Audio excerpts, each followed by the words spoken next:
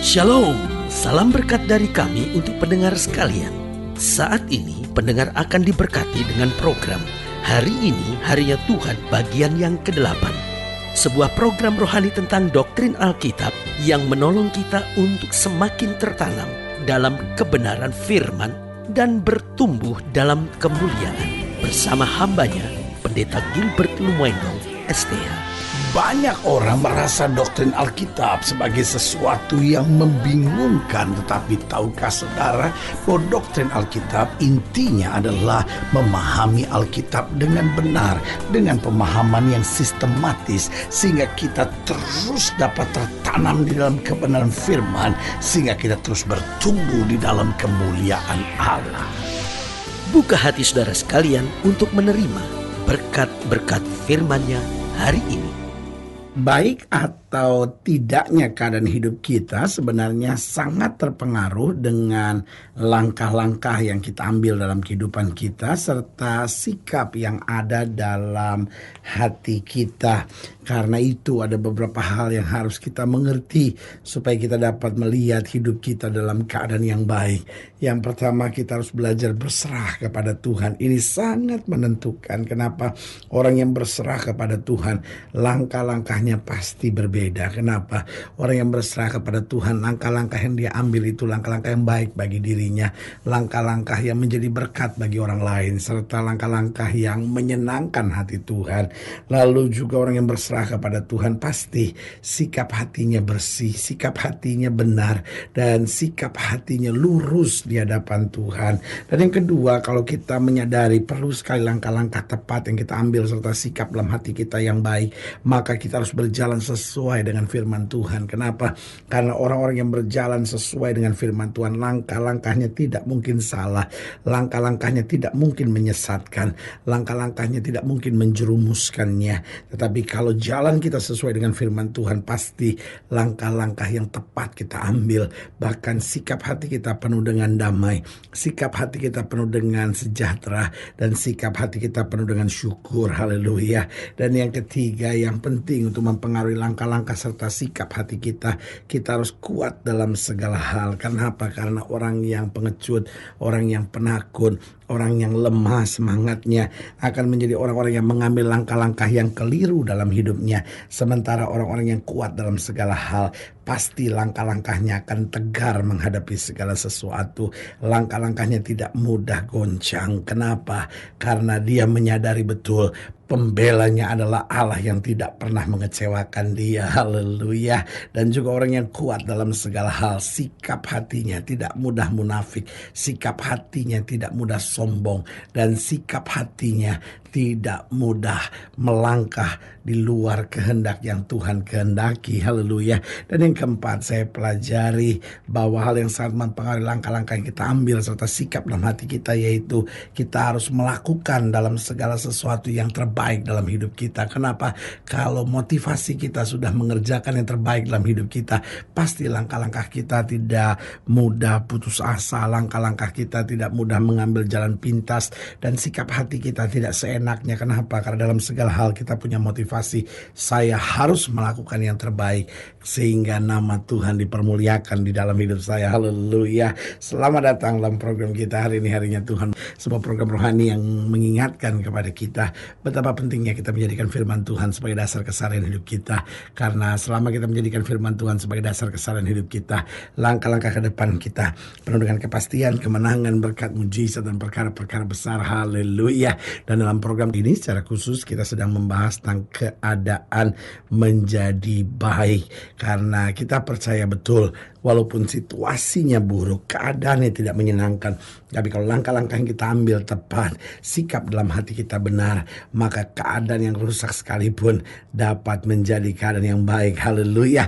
Nah, saudara yang kasih dalam Tuhan, dalam pembahasan kita tentang keadaan menjadi baik, kita mau sama-sama belajar dari Yeremia pasal 40. Yeremia pasal 40 ayat yang ke-7 sampai ayat yang ke-16. Yeremia pasal 40 ayat yang ke-7 sampai 16 di bawah judul perikop masa Gedalia menjadi gubernur dan pembunuhannya. Yeremia pasal 40 ayat 7 sampai 16, demikian firman Tuhan.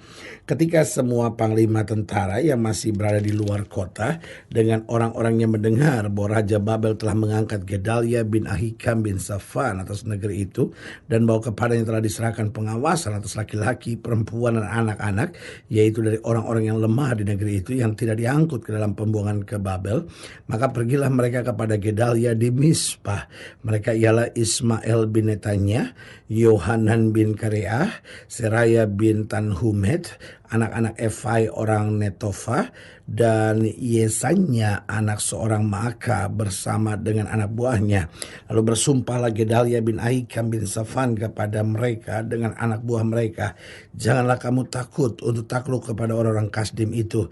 Tinggallah di negeri ini dan taklukkanlah kepada Raja Babel, maka keadaanmu akan menjadi baik. Saya ulangi sekali lagi, maka keadaanmu akan menjadi baik.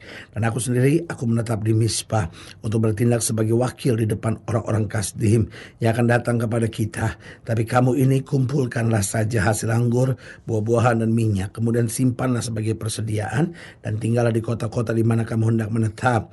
Juga ketika semua orang Yehuda yang ada di Moab, di antara Bani Amon, di Edom, dan di negeri-negeri lain mendengar bahwa Raja Babel telah membiarkan tinggal sisa rakyat di Yehuda dan mengangkat Gedalia bin Ahikam bin Safan atas mereka, maka kembalilah semua orang Yehuda dari segala tempat kemana mereka telah berserak-serak dan masuk ke tanah Yehuda kepada Gedalia di Mizpah.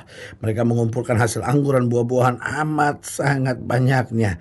Pada satu kali Yohanan bin Kareah dan semua panglima tentara yang masih berada di luar kota datang kepada Gedalia di Mizpah, dan mereka berkata kepadanya, tahukah engkau bahwa Baalis Raja Bani Amon telah menyuruh Ismail bin Netanya membunuh engkau? Tetapi Gedalia bin Ahikam tidak percaya kepada mereka.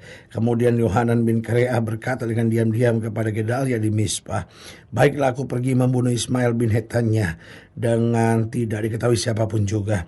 Mengapa engkau harus dibunuhnya sehingga semua orang Yehuda yang telah berkumpul di sekelilingmu berserak-serak lagi dan sisa Yehuda itu binasa? Tetapi Gedalia bin Ahikam menjawab Yohanan bin Kareah, janganlah lakukan itu, sebab yang kau katakan tentang Ismail itu adalah bohong. Nah, saudaraku yang kekasih dalam Tuhan, di sini kita melihat jalan Tuhan selalu luar biasa. Ada saja jalan Tuhan untuk menyelamatkan orang percaya. Ada saja jalan Tuhan untuk menyelamatkan umat pilihan. Meskipun bangsa umat pilihan ini telah ditawan di Babel, tapi masih ada orang-orang lemah yang dipelihara Tuhan tetap di tanah perjanjian. Dan kemudian diangkat seorang yang bernama Gedalia, seorang bangsa pilihan juga, untuk menolong dan menyelamatkan mereka. Lalu Gedalia mulai menjelaskan bahwa hal-hal tertentu harus kamu buat supaya menjadikan keadaanmu baik. Artinya meskipun situasi tidak menyenangkan, meskipun keadaan sedang tidak baik, meskipun kamu ditawan karena dosa, karena kesalahan, karena sikap keliru yang kamu ambil, tetapi asal saja kamu mau berbalik, asal saja kamu mau benar, ada saja yang Tuhan sediakan bagi kita untuk menjadikan keadaan kita baik. Nah, pertanyaannya, apa yang menghambat keadaan kita menjadi baik? Bukan keadaan, bukan situasi. Kita selalu bilang, habis suami saya kasar sih, habis istri saya cerewet sih, habis situasi rumah tangga kita nggak baik sih, aduh habis saya tinggal bersama dengan mama papa yang mau bercerai sih, aduh habis bos saya itu seorang perawan tua yang kasar banget gitu, aduh habis bos saya ini seorang laki-laki pengecut sama istrinya, jadi mungkin dia ribut di rumah kali sampai kantor marah-marah gitu. Aduh, habis bos saya di kantor seorang yang bengis gitu. Ada saja situasi-situasi yang kita jadikan alasan sehingga kita dapat melihat keadaan hidup ini menjadi tidak baik. Apa sebetulnya yang menghambat keadaan kita baik? Bukan situasi, bukan persoalan, bukan masalah, tapi yang pertama, jika kita tidak dapat bersyukur. Saudaraku, walaupun keadaan sudah hebat sekalipun, tapi kalau hidup sudah penuh sungut-sungut, sudah tidak bisa bersyukur, maka keadaan sudah tidak akan menjadi baik. Tetapi sebagai hamba Allah, saya mau ingatkan, meskipun Paulus dan Silas di dalam penjara, tapi kalau dia memuji-muji Tuhan, apa yang terjadi? Sendi-sendi penjara sekalipun dibuka oleh Tuhan. Artinya orang yang bersyukur akan melihat keadaan menjadi baik. Yang kedua, apa yang menghambat keadaan kita menjadi baik? Yaitu jika kita selalu melihat hal-hal negatif dari orang. Kalau kita cuma lihat hal-hal negatif, kita ngelihat pekerjaan kita membosankan, kita lihat apa yang kita kerjakan menjenuhkan, kesulitan, kita melihat omongan-omongan orang di sekitar kita, sudahlah gak kuat ya kan. Kita lihat pelayanan kita, aduh kok gak maju-maju. Kalau kita cuma lihat hal-hal negatifnya saudara-saudara, maka apa yang terjadi? Keadaan kita tidak menjadi baik. Tapi kalau kita belajar melihat sisi positif di balik semuanya, Yusuf berkata, orang boleh mereka-rekakan yang jahat tentang aku, tapi Allah mereka-rekakannya untuk kebaikan. Dia melihat sisi positifnya, saudaraku, segala keadaan menjadi baik.